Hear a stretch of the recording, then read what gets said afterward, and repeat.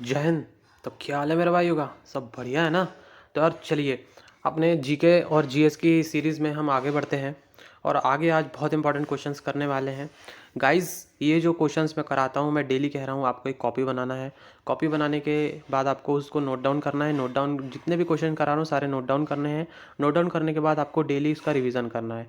इससे होगा क्या कि इससे आप जब एग्ज़ाम देने जाओगे टेरिटोरियल आर्मी का या फिर किसी भी डिफेंस एग्ज़ाम का, सिर्फ डिफेंस एग्ज़ाम की बात कर रहा हूँ मैं ओनली, क्योंकि मैं जो पेपर करवा रहा हूँ मैं, या ये जो क्वेश्चंस करवा रहा हूँ, ये पिछले 10 साल में आए हुए, समझ रहे हो, पिछले 10 साल में आए हुए एग्ज़ाम में जो क्वेश्चंस आए हुए हैं उनको मैं निकाल निकाल के इसमें कराया हूँ मैंने आपको, है ना।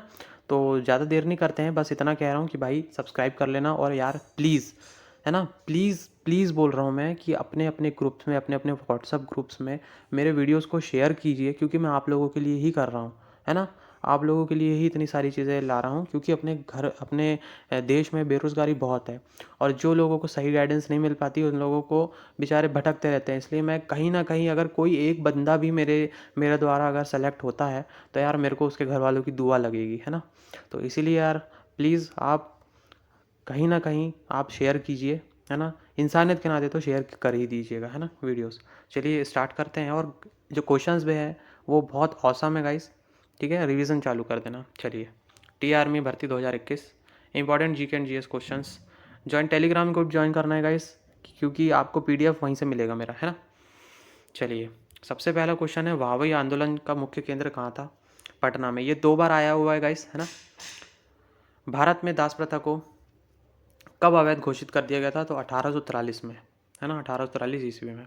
भारत में भारत में अंग्रेजी शिक्षा का अंग्रेजी शिक्षा की व्यवस्था किसके द्वारा की गई? विलियम बेंटिक द्वारा, है ना, लॉर्ड विलियम बेंटिक द्वारा।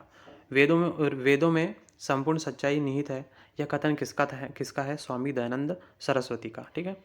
महाराष्ट्र का सुकरात किसे कहा जाता है? महाराष्ट्र का सुकरात किसे कहा जाता है? तो महादेव गोविंद रनाडे। भाई ये क्वेश्चन आज से मैंने कम से कम इसको 6 बार देख चुका हूँ। बहुत शानदार क्वेश्चन है।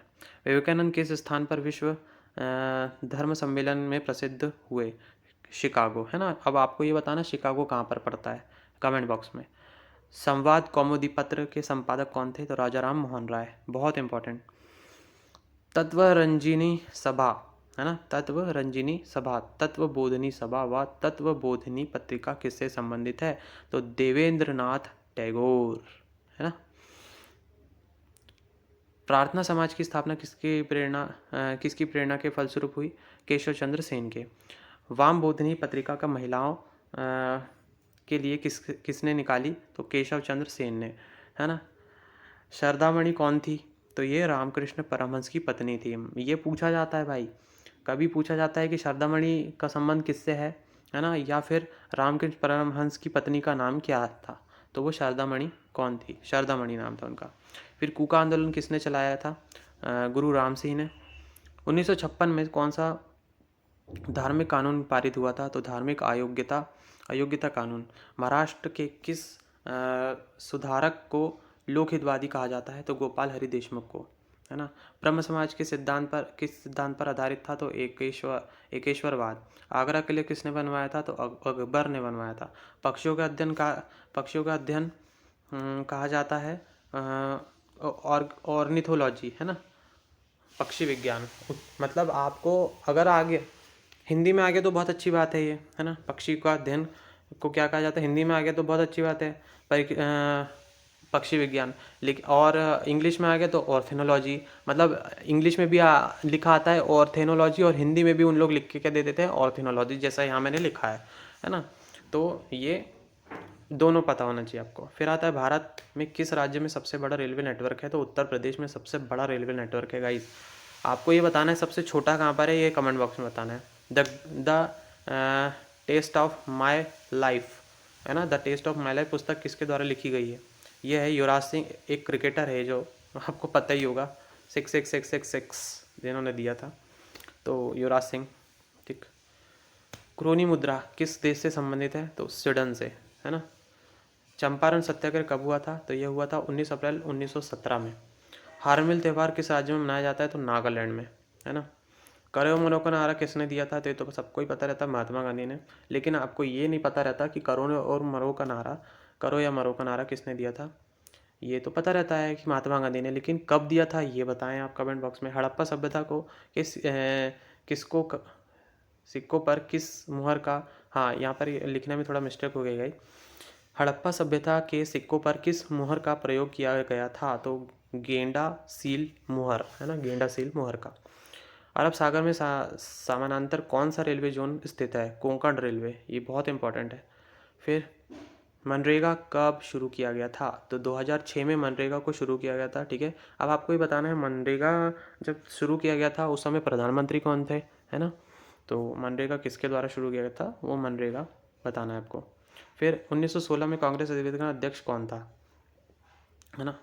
तो 1916 में कांग्रेस अधिवेशन का अध्यक्ष कौन थे, अंबिका चरण मजूमदार। फिर 2017 में दूसरा सबसे बड़ा पेट्रोलियम उत्पादक देश कौन सा था, तो रूस था। ठीक है, ये 2017 का जो है ये मैंने ले लिया है क्योंकि ऐसे क्वेश्चंस आते हैं।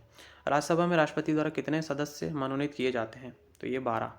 ठीक है, बेटी बचाओ बेटी पढ़ाओ योजना का मुख्य उद्देश्य क्या है, तो ये है, उत्तर क्या है इसका, लिंग असंतुलन और बालिका के प्रति भेदभाव को दूर करना। लेकिन ऐसा होता नहीं है। आज देख लो पूरे भारत में सबसे ज़्यादा तो प्रताड़ित हैं वो है अपनी महिलाएं और अपनी बेटियां, अपनी बहन बेटियां, है ना। तो कोशिश करें कि वो सब दूर हो। कोशिश तो कर ही रहे हैं सरकार, लेकिन होती नहीं है।